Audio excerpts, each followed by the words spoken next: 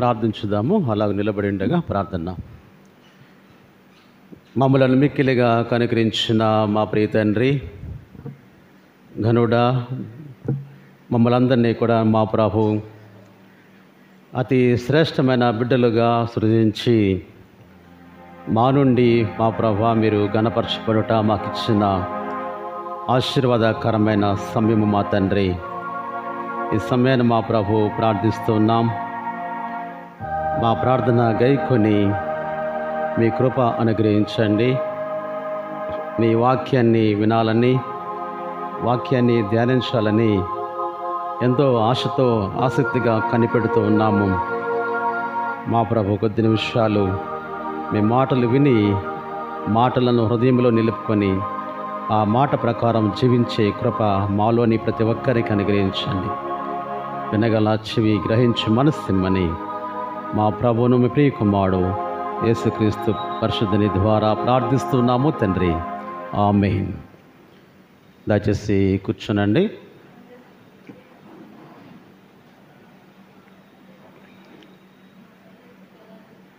రక్షకుడు ప్రభువైన యేసుక్రీస్తు పరిశుద్ధ నామమున అందరకు శుభములు. అందరికీ వందనాలు తెలియజేస్తున్నాను. దేవుని కృప, ఆయన కనికరము చేత ఈ 2025వ సంవత్సరం ఈ 2వ నెల ఫిబ్రవరి మాసం ఈ 3వ ఆదివారమున మనందరము కూడా దేవుని ఆరాధించుటలో భాగస్థులుగా ఆ ప్రభువారు చేస్తున్నారు. మన పక్షాన నిత్యము ఆ ప్రభు సన్నిధి తోడుగా ఉంచి అన్ని వేళల్లా ఎల్లవేళల్లా ఆయన బిడ్డలముగా కొనసాగేటువంటి గొప్ప భాగ్యం మనకిచ్చినటువంటి ధన్యత. ఈరోజు చదివినటువంటి వాక్యాల నుండి మనకు అందించినటువంటి అంశము సృష్టి అనేటువంటి అంశం ఇవ్వటం జరిగింది. క్రియేషన్, సృష్టి, మానవుడు పరస్పర ఆధారం అనగా మరి యొక్క మాటల్లో సృష్టి, మానవులు ఒకరిపై ఒకరు ఆధారపడి ఉన్నాం. ఈ సత్యము అనేటువంటిది ఆ దేవుని యొక్క ఉద్దేశమై మన పట్ల ఈనాడు కూడా కొనసాగుతుండుట అనేటువంటిది ఈరోజు అంశం యొక్క ప్రాధాన్యత.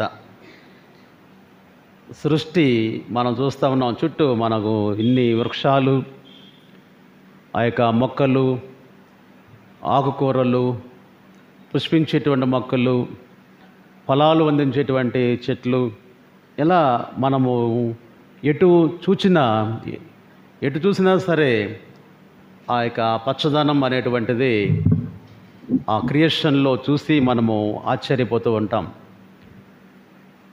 దేవుని సృష్టి మనం కనులారా చూస్తూ ఉన్నప్పుడు కొన్ని మార్లు ఆశ్చర్యపడుతూ ఉంటాం. ఆ సృష్టి, ఆ కొండలు కావచ్చు, ఏదైనా కానీ సెలయేరులు కావచ్చు, సమస్తము ఆ చిన్న మొక్కైనా పెద్ద వృక్షమైనా ఆ సమస్తము ఆయన కలుగజేస్తున్నాడు. ఆయన భూమి నుండి మొలిపించాడు. ఆయన భూమి నుండి మొలిపించినటువంటి విషయము దేని కొరకు అంటే సమస్త మానవాళి నిమిత్తమై, మానవులమైన మన కొరకు ఆయన సృజించాడు. దేవుని సృష్టి మానవుల కొరకు, మానవుల కొరకు సృజించి మానవునిపై కూడా ఒక బాధ్యత అనేటువంటిది దేవుడు ఉంచాడు. సృష్టిపై బాధ్యత. దేవుని యొక్క స్వభావం మనం చూస్తే మానవుని కలుగజేయట కంటే ముందే, మానవుని పుట్టించక మునిపే, మానవుని ఆయన చేతి పని ద్వారా సృష్టించక ముందే సమస్తాన్ని కూడా మానవుల కొరకు సిద్ధపరిచాడు. మనం మానవుడు అనుభవించడానికి, మానవుడు ఆహారం కొరకు కావచ్చు, మానవుని మనుగడ కొరకు కావచ్చు, మానవుని కాపుదల కొరకు కావచ్చు, మానవుడి రక్షణార్థమై ఏమీ కలుగజేసినా సమస్తాన్ని కూడా కలుగజేశాడు. వాక్యం చదివాం ఆదికాండం 2వ అధ్యాయంలో. 6 దినాలు అవన్నీ కూడా సంపూర్తి చేశాడు. 7వ దినాన విశ్రమించాడు, విశ్రాంతి తీసుకున్నాడు. చాలా మంచిదిగా ఎంచి మానవుని క్షేమం కొరకు ఆయన సృజించినటువంటి ఆ యొక్క సృష్టము తర్వాత మానవుడిని క్రియేట్ చేసినట్లుగా వాక్యం చూస్తాం. దేవుడు సృష్టికర్త, సమస్తాన్ని కూడా ఆయన చేతులతో ఆయన యొక్క ఆజ్ఞానుసారమైనటువంటి ఆ యొక్క పదముతో ఆయన ఆజ్ఞ చొప్పున ప్రతి దానిని కూడా ఆయన రూపించాడు, కలుగజేశాడు, సృష్టించాడు. ఆయన క్రియేటర్, సర్వ సృష్టికర్త అయి ఉన్నటువంటి యెహోవా దేవుని ఘనత. ఏమీ లేని దగ్గర నుండి, శూన్యము నుండి ఆయన సమస్తమైనటువంటి సృష్టిని ఆయన కలుగజేశాడు. నేను అలాగా రోడ్డుపై వెళ్తున్నప్పుడు కొన్ని కార్లు నా ముందు వెళ్తూ ఉన్నప్పుడు వాటిలో కొన్ని రాస్తూ ఉంటారు వెనక అద్దంపై, గ్లాస్పై. ఒకసారి చూశాను, నాకంటే ముందు వెళ్తున్న కారు వెనకాల రాశాడు, మై మాస్టర్ ఈజ్ కార్పెంటర్ అని రాశాడు. My master is carpenter. నా యజమాని ఒక వడ్రంగి, నా యజమాని వడ్రంగి. ఆలోచన చేశా, నిజమే, మై మాస్టర్స్ కార్పెంటర్ ఏంటి అని ఒక క్షణము ఆలోచన చేసే కానీ వెంటనే నాకు అందింది ఆలోచన. వడ్రంగి పని ఏంటి? వడ్రంగి వాడు ఏం చేస్తాడు? నువ్వు ఎలాంటి మొద్దైనా తీసుకెళ్ళు, ఎలాంటి చెక్కైనా తీసుకెళ్ళు, ఏమి నిరాకరమైనదో తీసుకెళ్ళు, గరుకులుగా ఉన్న తీసుకెళ్ళు, కొమ్మలుగా ఉన్న తీసుకెళ్ళి, ఏది తీసుకెళ్ళి చేయి, ఏది తీసుకెళ్ళి పడే అక్కడ వడ్రంగి ముందు నీకు కావలసినటువంటి ఆకృతిని తయారు చేస్తాడు. ఆ చేతి పని నిజమే. కంసాలి దగ్గరకు తీసుకెళ్ళి పడేస్తే వాటిని కూడా మనకు కావలసినట్టు రూపాన్ని అందిస్తాడు. కుమ్మరి, మనకు బాగా తెలిసినట్టు కుమ్మరి దగ్గర మట్టి మనం చూస్తూ ఉన్నప్పుడు చక్రంపై ఆ మట్టిని పెట్టి తన ఆలోచనలో ఒక రూపం ఉంటుంది, ఆ ఇమాజినేషన్ ఉంటుంది. ఆ ఇమాజినేషన్కి తగ్గట్టుగా ఆ పాత్ర వస్తే దానిని పక్కన పెడతాడు. తన రూపానికి గనక భిన్నమైనటువంటి ఆకృతి కనుక వస్తే తను సాటిస్ఫై కాకపోతే, తనేమాత్రమో తన చేతి పని ద్వారా తృప్తి చెందకపోతే దానిని మరలా ఏం చేస్తాడు? అంత కష్టపడింది కూడా ఏం చేస్తాడు? దాన్ని మరలా ముద్దగా చేసి పక్కన పెడతాడు. యెహోవా దేవుని యొక్క మాట అది, చదవనవసరం లేదు, మనకు తెలిసినటువంటిదే. ఇశ్రాయేలు ప్రజలారా, నా చేతిలో మీరు కుమ్మరి చేతిలో మట్టి వంటి వారు కారా అంటే ఆయన ఇమాజినేషన్, ఆయన మనసులో ఉన్నటువంటి రూపము, ఆ రూపం వచ్చే వరకు ఆ చక్రంపై ఆ యొక్క కుమ్మరి తిప్పుతూనే ఉంటాడు. ఆ చెక్క మొద్దుని ఆ వడ్రంగి తన రూపము, తన ఇమాజినేషన్ వచ్చే వరకు కూడా దాన్ని చెక్కుతూనే ఉంటాడు వివిధ రకాలైనటువంటి ఆ పాత్రలతో, చేతి పాత్రలతో. ఎంత గొప్పతనమో కదా! సృజించినటువంటి దేవుడు మన కొరకు సృష్టిని కలుగజేసి సమస్తము కూడా మానవుని ఉపయోగార్థమై కొండైనా, బండైనా, రాయైనా, మొక్కైనా, చిన్న మొక్కైనా, పెద్ద మొక్కైనా, అలాగే మానవుని కూడా అదే రీతిగా సృజించాడు. మనము ఆయన పోలికలో, ఆయన స్వరూపములో నిర్మితము కాబడినటువంటి వారం. అటు క్రియేషన్, ఇటు మానవాళి, అటు సృష్టి, ఇటు మానవాళి, సమస్తం కూడా మనం చూస్తున్నప్పుడు ఇరువురి పైన బాధ్యతలు మనం చూడగలం. ఆదికాండం 2వ అధ్యాయం 9వ వచనంలో చదవబడిన మొదటి, మరియు దేవుడని యెహోవా చూపునకు రమ్యము, ఆహారమునకు మంచిదియునైనా ప్రతి వృక్షమును, తోట మధ్యను జీవవృక్షమును, మంచి చెడ్డల తెలివినిచ్చు వృక్షమును నేల నుండి మలపించను. ఇన్ని చేశాడు దేవుడు. ఇక్కడంతా కూడా కండెన్స్ చేసి చెప్తున్నటువంటి మాట. ఇదంతా కూడా ఆయన సమ్మరైజ్ చేస్తున్నాడు. ఆయన అన్ని దినాలు చేసినటువంటిది ఒక వచనములో సమ్మరైజ్ చేస్తూ తెలియపరుస్తున్న మాట ఏమిటంటే, దేవుడని యెహోవా ఎలాగా చూపునకు రమ్యమైనది, ఆహారమునకు మంచిదియునైన ప్రతి వృక్షము, తోట మధ్యలో జీవవృక్షము, తర్వాత తెలివితేటలు ఇచ్చే వృక్షము అక్కడ నేల నుండి మలిపించను. ఆయన ఆజ్ఞ, ఆయన ఆజ్ఞ ఏమిటంటే ఆ వృక్షాలు ఎలా ఉండాలి, మళ్ళీ ఆ వృక్షాలు బాగుండాలి, చూడటానికి రమ్యముగా ఉండాలట. ఎలాగా? రమ్యము అంటే అందమైన దానికంటే అత్యధికమైనటువంటి పదం.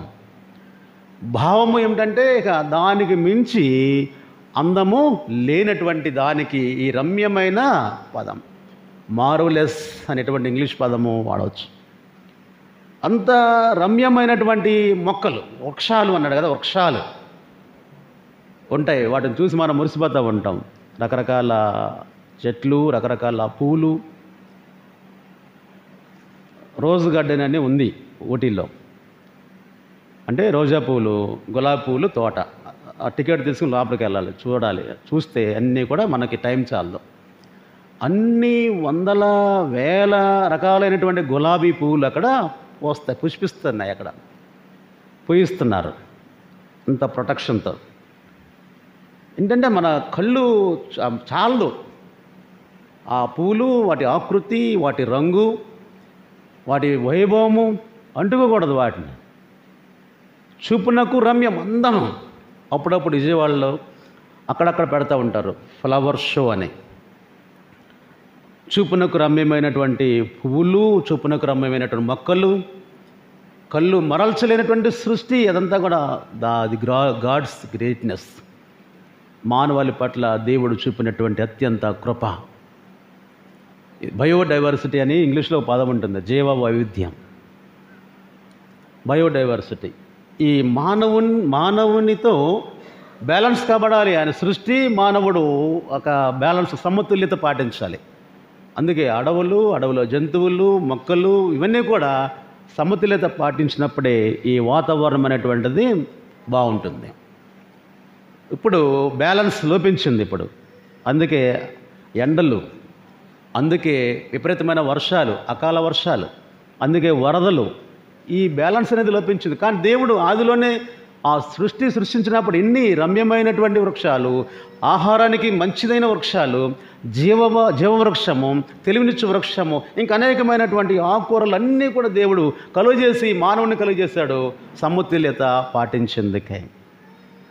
సో దేవుడు అలాగా క్రియేట్ చేసిన తర్వాత మానవునిపై దేవుని యొక్క ఉద్దేశము 15వ వచనం చూడగలం. అక్కడ 15వ వచనం చూస్తే, మరియు దేవుడిని యెహోవా నారుని తీసుకొని ఏదెను తోటను సేద్యపరచుటకును దాని కాచుటకును దానిలో ఉంచెను. మరలా నరుని చేశాడు కదా దేవుడు. యెహోవా నరుని తీసుకొని ఏదెను తోటను 2 రకాలైన పనులకు, 2 రకాలైనటువంటి కార్యాలు జరిగించడానికి మానవుని అక్కడ తీసుకున్నాడు. ఏంటి? 1 తోటను సేద్యపరచుటకు, 2 దాని కాచుటకు దానిలో ఉంచాను. మానవుని పట్ల దేవుని యొక్క అత్యంతమైనటువంటి ఉద్దేశము ఈ సృష్టిని సృజించడంలో ఈ ఒక్క వచనంలో మనము గమనించవచ్చు. ఏంటయ్యా అంటే, ఏదైనా వనములో ఉన్నటువంటి వృక్షాలను సేద్యపరచాలి, వాటిని కాపలా కాయాలి, ప్రొటెక్షన్. మేకలు తినకుండా మనం ఇంట్లో వేసుకున్నటువంటి పాదులు, మొక్కలు, వాటిని ఏం చేస్తాం? ప్రొటెక్ట్ చేస్తాం. దడి కడతాము, లేకపోతే క్లాత్ కడుతున్నాం ఇప్పుడు, లేకపోతే వాటికి ట్రీ గార్డ్ అని ఒక పచ్చటి దాన్ని తొడుగుతాం. అప్పుడు మేకలు వచ్చేసరి అవి కాచుకోవటం అంటే అదే. మనం వేసినటువంటి మొక్క, దాని ఫలము నీవు సేద్యపరచడం ద్వారా నీవు తినాలి, నీ కుటుంబం తినాలి, నీ సంఘం తినాలి, మనం తినాలి. మనం వేసిన మొక్క ఫలము ఎవరయ్యా అంటే మనమే తినాలి. దేవుడు ఏదైనా వనములో ఏం చేశాడు అంటే వాటిని సేద్యపరచాలి. ఆ వృక్షాలను నువ్వు ఎంతగా నీరు పెడితే అంతగా ఫలాన్ని ఇస్తుంది. ఎంతగా దాని చుట్టూ కూడా తవ్వి దానిలో నీరు పెడితే కలుపు మొక్కలు తీసివేసి ఎరవేస్తుంటే నువ్వు ఎంతగా దాని కొరకు ప్రయాసపడతావో దానికంటే రెట్టింపైనటువంటి ఫలాలు, పుష్పాలు అది మన కొరకు అందిస్తుంది. సేద్యపరచడానికి మానవుని దేవుడు అక్కడ ఉంచాడు. దేవుడే మొలిపించినటువంటి నేల నుండి మొలిపించిన వృక్షాలను సేద్యపరచాలి. ఆ సృష్టిని మానవుడు సేద్యపరచాలి, దాని వచ్చేటువంటి ఫలాన్ని అనుభవించాలి. సేద్యపరచకుండా దాన్ని వదిలివేస్తే, నీరు పెట్టకుండా దాన్ని వదిలివేస్తే, పశువులకు ఆహారంగా దాన్ని వదిలివేస్తే దాని నుండి ఒక్క ఫలము కూడా, పిందె కూడా మనము పొందలేం. ఇదే మానవుని కొరకు సృష్టిని కాపాడు బాధ్యత మానవునిది. తద్వారా మానవునికి మేలు. ఈ మర్మము అనేటువంటిది దేవుడు ఇక్కడ ఉంచాడు. మనకు నేర్పించటంలో ఆయన నేర్పిస్తూ ఉన్నాడు. నీ కొరకు సిద్ధపరిచినటువంటి సృష్టిని నీవు నాశనం చేయకుండా దాన్ని కాపాడుకుంటూ దాని ద్వారా నీవు మేలు పొందాలి. నీకు కావలసినటువంటివి ఇస్తూ ఉన్నాను, కావలసినటువంటివి నీకు అందిస్తూ ఉన్నాను. కాబట్టి నీవు సిద్ధపరచాలి, దాన్ని కాయాలి. ప్రకృతిని నీవు కాచినప్పుడు ప్రకృతి నిన్ను రక్షిస్తుంది. అదే ఆది కాండములో దేవుడు మన కొరకు తెలియపరుస్తున్నాడు. ఆయన పని వృక్షాన్ని మొలిపించటం, మానవుని పని సేద్యపరచటము, దానిని కాయటం. అది కనుక ఏది కూడా రెండు కూడా తేడా వస్తే అక్కడంతా కూడా దేవుని ధర్మానికి దేవుని ఉద్దేశానికి వ్యతిరేకంగా వెళ్ళినట్లే. ఏది కూడా తేడా రాకూడదు. ప్రకృతి ధర్మము దేవుడు ఏర్పరిచినది, అది దేవుడు స్థాపించినటువంటి ధర్మానికి విరోధముగా జరిగించినట్లయితే అవి దేవుని దృష్టిలో ఉండనేరవు. మార్కు సువార్తలో మనకు తెలిసినటువంటి ఒక ఉపమానము, మనకు తెలిసినటువంటి సందర్భం ఉంటుంది. 11వ అధ్యాయం 12-13 వచనాలు చదివితే, మరునాడు వెలుచుండగా ఆయన ఆకలిగొని ఆకులు గల అంజురపు చెట్టును దూరమును చూచి దాని మీద ఏమైనాను దొరికినేమో అని వచ్చి చూడగా ఆకులు తప్ప మరేవియూ కనబడలేదు. ఏలయనగా అది అంజురపు పండ్ల కాలము కాదు.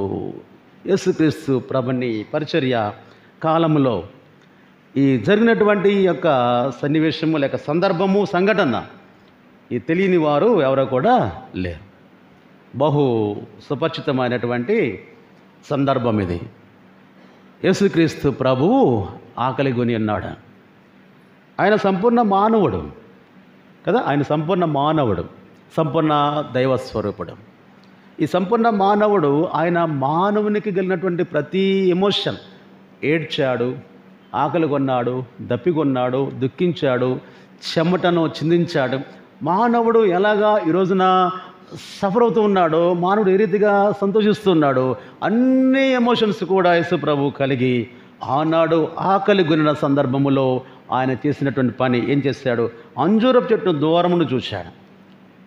ఆకలి వేస్తుంది, అంజూరపు పళ్ళు తినాలని ఆశ, తినాలనే ఆసక్తి యేసు కలిగి దాని మీద ఏమైనాను దొరికినేమో అంటే, ఆయన దొరికినేమో అంటే ఉంటాయేమో ఫలాలు అని వచ్చి చూడగా ఆకులు తప్ప మరేవి కనబడలేదు.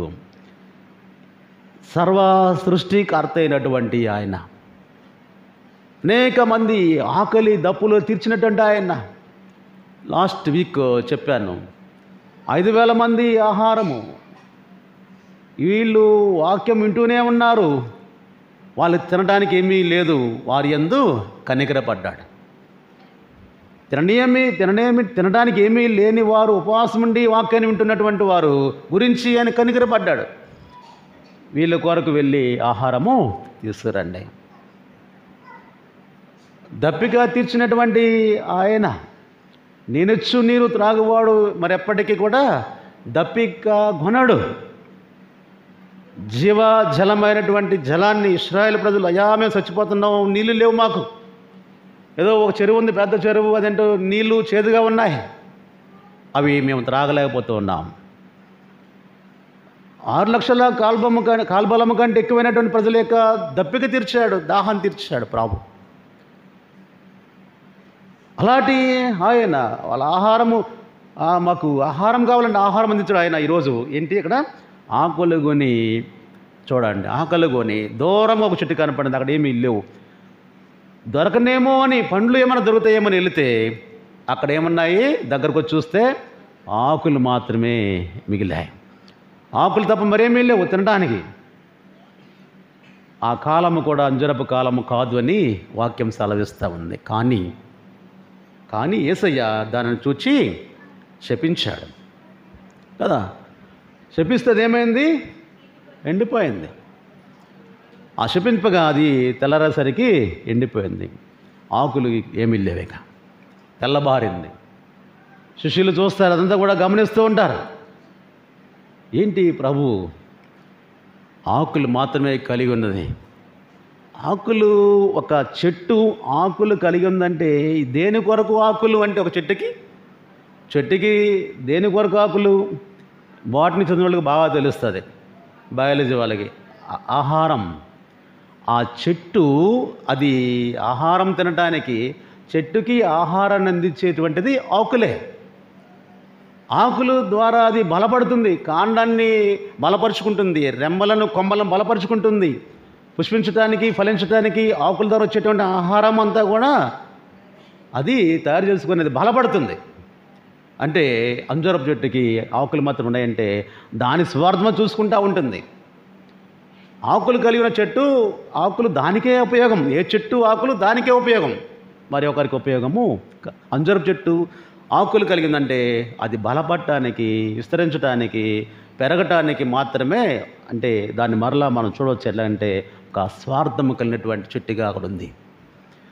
యాక్చువల్లీ అది ధర్మము, దాని స్వభావం ఏమిటి అంటే ఆకులు గనక కలిగి ఉంటే ఖచ్చితంగా ఫలించాలి, ఫలిస్తేనే ఆకులు కలిగి ఉంటుంది, దాని ధర్మం. ఒక తప్పు మీద ఒక తప్పు చేస్తూ ఉంది అంజూరపు చెట్టు. ఒక్క పండు కూడా లేకుండా ఆకులన్నీ కూడా ఉన్నాయి. ఆకులు ఉంటే పళ్ళు ఉండాలి, పళ్ళు ఉంటే ఆకులు ఉంటాయి. అది సూచన. దూరం చూస్తే ఆకులు గల అంజూరపు చెట్టుని చూస్తే దానిలో పళ్ళు ఖచ్చితంగా ఉంటాయి అనేటువంటి ఒక నమ్మకం, ఒక స్వభావం. అది నేచర్, దేవుడు పెట్టినటువంటి నేచర్, దేవుడు పెట్టినటువంటి ధర్మము. దాని మీద ఉద్దేశం. ఆ ధర్మానికి దేవుని ఉద్దేశానికే వ్యతిరేకంగా, భిన్నముగా అది అక్కడ నిలిచింది, ప్రవర్తిస్తూ ఉంది. దూరం చూసే వాళ్ళని మోసగిస్తూ ఉంది. ఒక స్వార్థం ఉంది, మోసం ఉంది. ఎలాగా నాకు ఫలాలు కలిగి ఉన్నాను అనేట మోసం, దాన్ని దేవుడు సహించలేపాడు. దేవుని ధర్మానికి విరోధంగా వెళ్తుంది అనేటివాడికి ఫలాలు పోతే పోతాయి, కానీ లేని టైంలో అది ఎలా ఉండాలి అంటే ఒట్టిగా ఆకులు లేకుండా ఉండాలి. కానీ ఆకులతో ఉందంటే అది లేవు కనుక ప్రభు కొంత ఆకలి గుని దాన్ని శపించిన విధానం మనం చూస్తూ ఉన్నాం. వ్యతిరేక దిశలో వెళ్తూ ఉంది. ఒకటే, అది మనం ఆత్మీయమైనటువంటి దీనిలో మనం ధ్యానిస్తూ ఉండాలి.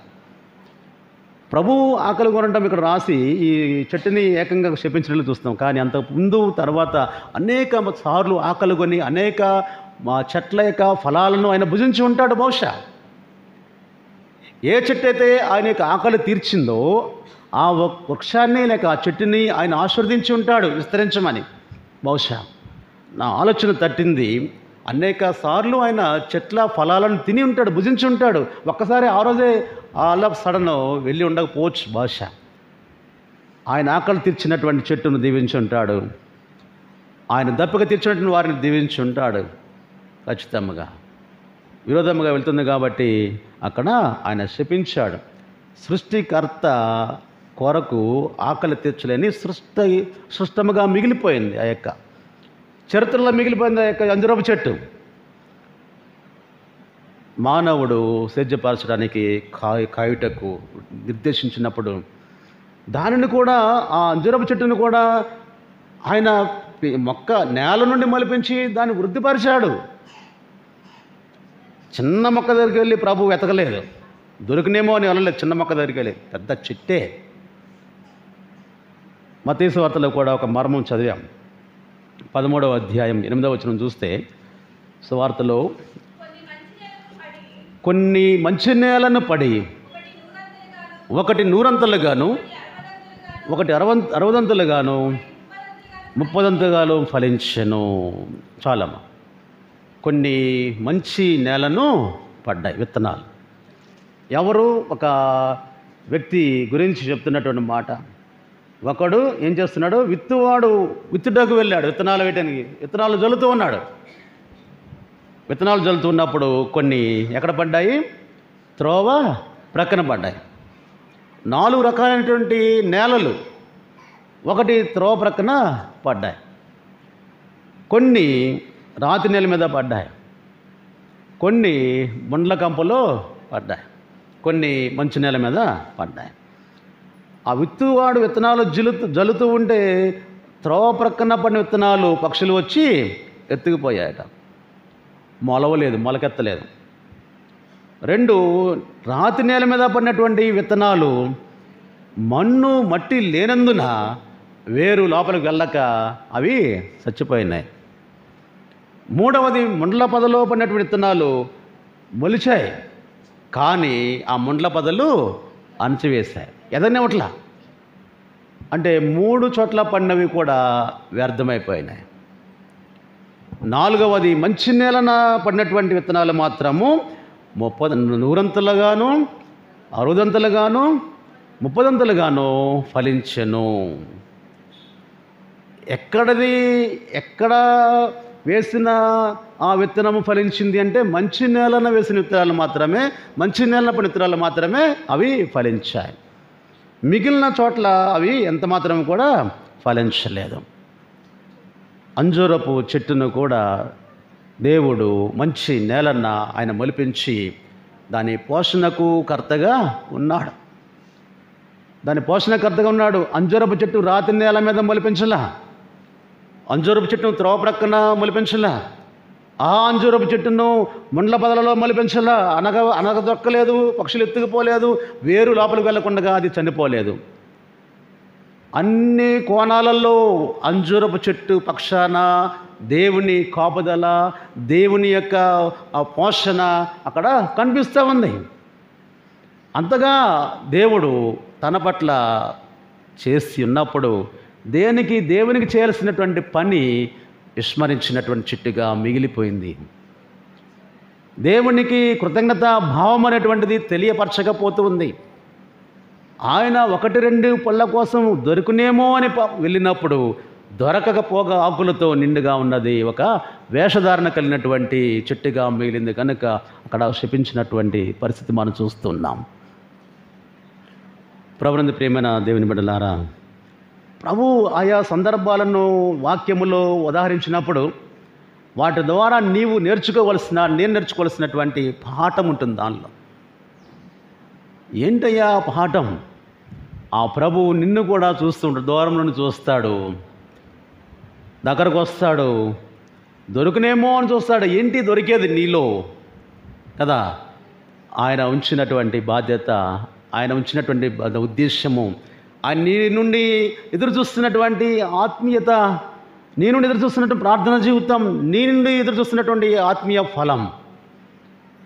ఆయన దొరకనేమో అని చూస్తూ ఉన్నప్పుడు దగ్గరకు వచ్చి నీ దగ్గర డెకరేషన్ తప్ప ఏమీ లేకపోతే ఆయన ఎంత బాధపడుతున్నాడో కదా.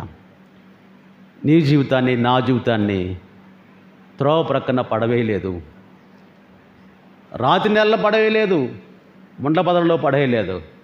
నీవు శ్రేష్టమైనటువంటి బిడ్డగా దేవుని దృష్టిలో ఉన్నావు, నేను శ్రేష్టమైన బిడ్డగా దేవుని దృష్టిలో ఉన్నాను. కాబట్టి మనల్ని ప్రత్యేకపరిచాడు, మంచి నేలనే ఉంచుతూ ఉన్నాడు, మంచి నేల ఉంచుతున్నాడు, నిన్ను పోషిస్తూ ఉన్నాడు, నీ పట్ల కనికరం చూపుతూ ఉన్నాడు, వృద్ధిలోని తీసుకొస్తున్నాడు, గణపరుస్తున్నాడు. ఆయన వాగ్దానాలు చేసి విస్మరించకుండా ఆ వాగ్దాన ఫలము నీవు పొందటానికి ఆయన ఉద్దేశించినప్పుడు బాధ్యత, మనం స్పందించేటువంటి తీరు ఆ ప్రభు చూస్తూ ఉన్నాడు. దొరికినేమో అని వెళ్ళాడు, దగ్గరకు వచ్చి చూశాడు. అంటే దగ్గరకు వచ్చి చూశాడంటే కొంచెం దగ్గరకు వస్తే కనబడట్లా, ఇంకా దగ్గరికి వెళ్తే ఇంకా కనబడతాయేమో అని వెళ్ళాడు ఆయన. అక్కడికి వెళ్ళినా కానీ ఆకులు తప్ప మరేమీ లేవు. ఫలించే కాలము కాకపోయినా అది విరోధముగా వెళ్తూ ఉంది దేవుని ఉద్దేశానికి, దేవునికే ఎదురెళ్తుంది, వ్యతిరేకంగా ఉంటుంది అన్నీ చేస్తూ ఉన్నప్పుడు. ఏ ముండ్ల పొదలోనో రాతి నేలలో ఆ త్రోపక్కన పడేసేదైతే ప్రభు వెళ్ళడు అక్కడికి. వాటిని వృద్ధిలోకి తేలేదు కాబట్టి, వాటిని పెంచలేదు కాబట్టి, అవి చనిపోయాయి కాబట్టి ప్రభు అక్కడికి వెళ్ళాల. శ్రేష్టమైనటువంటి దగ్గరికే వెళ్ళాడు, శ్రేష్టమైన వారి దగ్గరికే ప్రభు వస్తుంటాడు. ఆయన అన్నాడు, ఆకాశ పక్షుల కంటే మీరు ఎవరో శ్రేష్ఠులట. వాటికంటే శ్రేష్టమైన జీవితం, జంతువుల కంటే శ్రేష్టమైన జీవితం కదండి. జంతువుల కంటే శ్రేష్టమైన జీవితం అన్నాడు ప్రభు సువార్తలను. వాటికి స్తుతించే ధన్యత లేదు. నోళ్ళ ద్వారా యేసయ్యా అనే ఆధిక్యత లేదు, ధన్యత లేదు. వాటికంటే శ్రేష్ఠులు పక్షులు, తెలివి గలవే, ఆకాశంలో ఎగురుతూ కదా, విత్తనాలు కోయవు, పంట కూర్చుకొనవు, దాచుకోవు, వాటిని పోషిస్తున్న దేవుడు నిన్ను పోషించలేడా అన్నాడు. జంతువులు కూడా తెలివి గలవే. జంతువులు తెలివి ఆలోచన. మొన్న కండ్రికి వెళ్ళా. కండ్రిక వెళ్తే ఫంక్షన్ అది అయింది. భోజనం చేశాక అక్కడ కాసేపు ఉండేటప్పటికి టీ తాగడానికి రెండింటికి ఒకరు ఆహ్వానించారు. అమ్మగారు నేను ఇంకా ఎవరో వెళ్ళాం ఆ రోజు. వెళ్తే గేదెలు ఇంకా రాలేదు, వెళ్ళి బయటికి వెళ్ళి రాలేదు, అందుకే పాలు లేవు, పాలు ఈవినింగ్ తీస్తాము, టైం అవ్వలేదు కదా అన్నారు. ఇంటాము అంది. అని ఏదో డ్రింక్ తెచ్చారు. సరే ఎలా వస్తే ఎవరు వెళ్ళారు మరి తొలిగి రావడానికి, అందరికనే ఉన్నారు కంటే ఎవరు వెళ్ళవండి అంది. అదేంటి అన్న, పొద్దున్నే వదులుతాం ఇంటి దగ్గర, అవి వెళ్తాయి, అవే మళ్ళీ సాయంత్రానికి టైం అయిన తర్వాత తిరిగి వస్తాయి, పొద్దుపోయాక 6 ఆ టైం కల్లా వస్తాయి. రోజు అంతేనన్ను. రోజు అంతే, మేము వెళ్ళాల్సిన పనే లేదన్న. నాకు కొంత ఆశ్చర్యం, అంటే వాటి గురించి తక్కువగా తెలుసు కాబట్టి కొంచెం ఆశ్చర్యం వేసింది. సరే మరి ఎవరో కడుగుతారమ్మా, స్నానం వచ్చి చెప్పించాలి కదా, తామలకు శుభ్రం చేయాలంటే లేదండి, వచ్చేటప్పుడు వాగు ఉంది, ఆ వాగులో అవే స్నానం చేసి అవే వస్తాయి, మా పని వస్తే పొలిపేసి కట్టడమే మా పని, పాలు తీసుకోవడమే. How great! శ్రేష్టమైనటువంటి అవి తెలివిగలవే, కానీ మనం వాటికంటే శ్రేష్ఠులన్నమాట. అయినా కానీ మన యొక్క స్పందన, మన యొక్క రెస్పాన్సిబిలిటీ, మనము రెస్పాండ్ అయ్యేటువంటి విధానం దేవుడు ఖచ్చితంగా చూస్తున్నాడు. దొరికినేమో అని దగ్గరకు వస్తున్నాడు, దొరకకపోతే ఆయన బాధపడుతున్నాడు. అయ్యో నా బిడ్డ, నా కుమార్తె, నేను కోరుకున్నది, నేను వెతుకుతున్నది ఆమెలో లేదు, ఆయనలో లేదు, కాబట్టి ఏంటి అనేటువంటిది ఆయన ప్రశ్నార్థకంగా మిగిలిపోయేటువంటి పరిస్థితి. శిష్యులు చూశారు, అయ్యా ఇదిగో మీరు నిన్న శపించారు, ఇవాళ ఎండిపోయింది. దాని నుండి ఒక పాఠం నేర్పించాడు మన శిష్యులకు కూడా. ప్రభువునందు ప్రియమైన దేవుడు, మన పైన కూడా దేవుడు ఆయన యొక్క ఉద్దేశం నిలిపించినప్పుడు ఆ నిలిపించిన ఉద్దేశ ప్రకారంగా మనము అనుసరించాలి. ఆయన సమస్తము సృష్టిస్తే ఆయన యొక్క సృష్టి, ఆయనకు లోబడినటువంటి పరిస్థితులు అనేకం మనం చూస్తాం. ఆయనకు లోబడినటువంటి సృష్టి, రాతి బండ నుండి జలం ఉబ్బికి రావటము, అంతమంది దాహం తీర్చటం, ఆయన మాటకు, ఆయన ఆజ్ఞకు లోబడింది ఆ బండ. ఆయన మాటకు, ఆయన ఆజ్ఞకు, ఆయన చేసిన పనికి నీరు సైతము లోబడింది కదా. ఎప్పుడు లాస్ట్ వీక్ చెప్పాను, 6 రాతి బాణలలో నీరు పోసినప్పుడు అవి ద్రాక్షరసముగా మారాయి. నీరు ఎవరు కలుగజేశారు? దేవుడే. ఆదికాండంలో నీటిని, భూమిని వేరు చేయగా అది నీరుగా, భూమిగా, ఆకాశముగా, సముద్రముగా ఆయన సృజించాడు. అలాగా చూస్తూ ఉన్నప్పుడు ఎన్ని మార్పులు, ఎన్ని ప్రకృతిలో సృష్టి ఆయనకు లోబడుతూ ఉన్నదో. ఆయన మాట మారా సందర్భంలో నీరన్ని చేదుగా ఉన్నప్పుడు ఒక చెట్టు కొమ్మ దానిలో వేయమన్నప్పుడు ఆ నీరు మధురముగా మారిపోయిన సందర్భం. రాళ్ళు కేకలు వేస్తారట ప్రభు, మీరెవరో స్తుతించకపోయినా సరే ఆ రాళ్ళు, ఆ కొండలు స్తుతిస్తాయి, అరుస్తాయి కొండలు. మనుషులు మీరు నోళ్ళు మూసుకున్నా కానీ ఆ రాళ్ళు నన్ను స్తుతిస్తాయి. గాలి తుఫాను అణచివేసినప్పుడు, శిష్యులు భయపడినప్పుడు, ఆందోళన చెందినప్పుడు, అయ్యా మేము నశిస్తూ ఉన్నాం, మేము నశించిపోతా ఉన్నామని శిష్యులు ఆందోళన. శిష్యులు లేపగా ప్రభు లేచి గాలిని తుఫానును గద్దెంపక అక్కడ నిమ్మలమాయను అని రాసింటుంది కదా. అవి లోబడుతూ ఉన్నాయి, నోరు లేనివి నోపులు లోబడుతున్నాయి. కానీ శ్రేష్టమైనటువంటి వారిగా, మనల్ని ప్రత్యేకపరిచినటువంటి వారుగా, మంచి నేలన పెంచుతున్నటువంటి వారుగా మనం ఉన్నాము, నూరంతలుగా ఫలిస్తూ ఉన్నాం. ఏంటి మన యొక్క స్పందన అనేటువంటిది కూడా చూడాలి. మంచిగా స్పందిస్తే ఆశీర్వాదమే. ఆయన ఉద్దేశానికి విరోధంగా స్పందించినట్టు అంజూరపు చెట్టు శపించబడి ఎండిపోయింది. అలాగా ఉండకూడదు. సమయం దేవుడిస్తూ ఉన్నాడు, అవకాశం దేవుడిస్తున్నాడు, ఎన్నెన్నో అవకాశాలు దేవుడిస్తున్నాడు. ఒక రోజు నీ కొరకు అనుగ్రహించాడు అంటే నీ పైన ఉద్దేశము ప్రభు కలిగి ఉన్నాడు, ఇంకా కలిగి ఉన్నాడు. ఆయనలో ఆయన స్వభావం ఆయన స్వభావానికి విరోధంగా ఇది ఇచ్చాడట. ఆయనను నిన్ను కనుగ్రహించాడు, ఆయనను నన్ను కనుగ్రహించాడు. మనం ఆయనకు విరోధం వెళ్తున్నాను, కానీ అవకాశం ఇచ్చాడు. ఈ అవకాశం దేనికోసం అంటే నీవు మారాలి, నేను మారాలి. మార్పు పొందిన బిడ్డలుగా ఆయన ఎదుట ఉండి ఆయన అందించేటువంటి ఆశీర్వాదాలు పొందుకుందాం. ఆత్మదేవుడు మనకి సహాయం చేయనుగాక. చిన్న ప్రార్థన చేస్తాం. దయగల మా ప్రభు, మీ మాట సహాయము ద్వారా మేము బలపడు కృప అనుగ్రహించి మీ నామాన్ని మహింపరిచేటువంటి బిడ్డలుగా మమ్మల్ని ఆయత్తపరిచిన దాన్ని బట్టి స్తోత్రాలు. ఆజ్ఞానుసారమైన జీవితాలు, వాక్యానుసారమైన జీవితాలు మా అందరికి అనుగ్రహించి మీ ఆశీర్వాదాలు పొందుకున్న గొప్ప భాగ్యం మా అందరికీ దయచేయమని యేసయ్య పేరట ప్రార్థిస్తున్నాము తండ్రి. ఆమేన్.